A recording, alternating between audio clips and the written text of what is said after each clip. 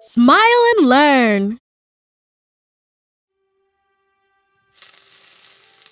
In a village in La Mancha, the name of which I have no desire to recall, lived Alonso Quijano, most commonly known as Don Quixote.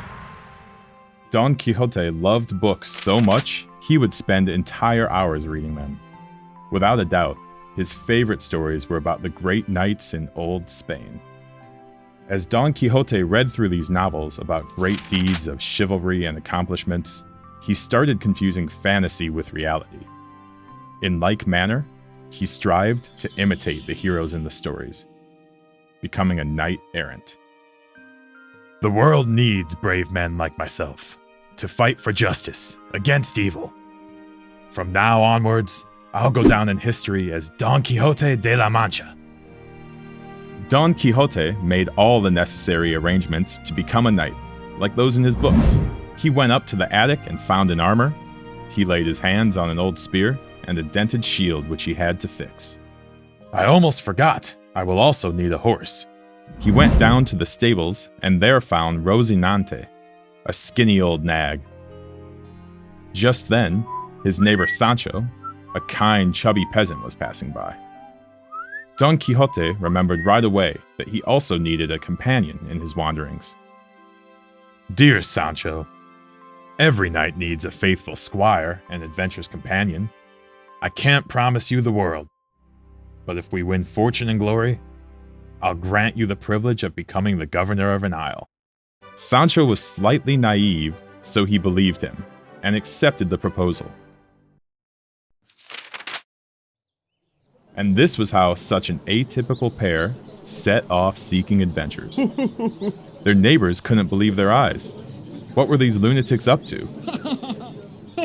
They laughed at them for hours, but couldn't stop them. Don Quixote, Sancho, and Rozinante were strolling along the plains of La Mancha when they saw some windmills at a distance.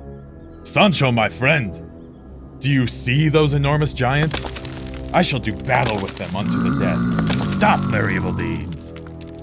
Which giants, my lord? Those, over there, in the distance. There are at least 30 of them. Can't you see how huge their arms are? Those aren't giants, Don Quixote. They're windmills. And those that look like arms to you aren't arms. They are the blades that spin around with the wind. Sancho, fear doesn't let you see clearly. Step aside. I'll battle them. Don't run away, coward creatures!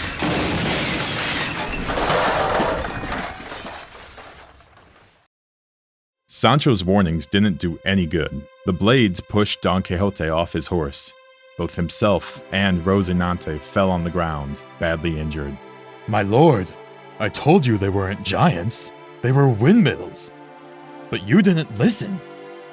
Hush, Sancho.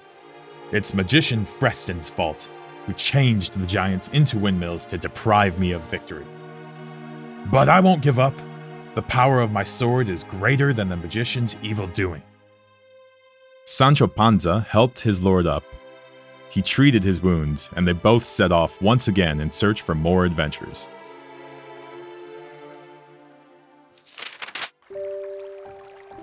Sancho, my friend, every knight needs to have a fair lady to dream of and to honor with his heroic deeds.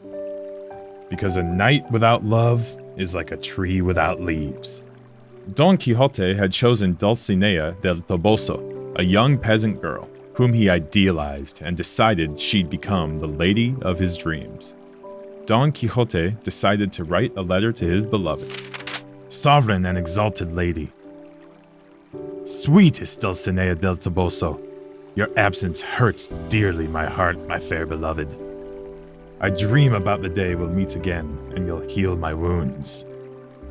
Forever yours, the Knight of the Sad Continents.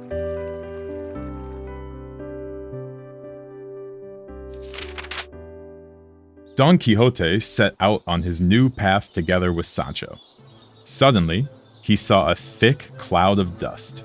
A vast army was approaching with the capacity to defeat them.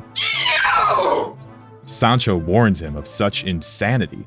There's no vast army of soldiers. It's just a large flock of sheep. Don Quixote didn't listen and pounced at the sheep. He hurt a lot of them with his spear and stepped on many others with his horse. Hey! The shepherds were furious, and they started throwing stones at him. So many that both Sancho and Don Quixote had to flee with great speed.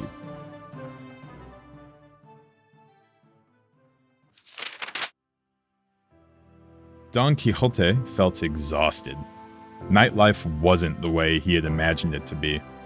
He had come across with nothing but mockery, attacks, and disappointments.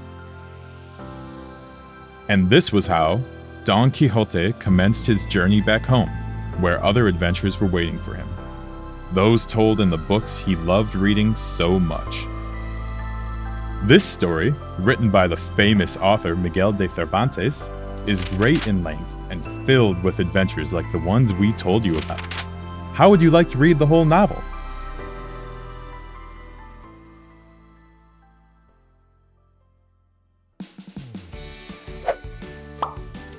Do you want to keep on learning? Try for free our Smile and Learn platform for a month and enjoy all of our games, videos, and interactive stories. Go for it!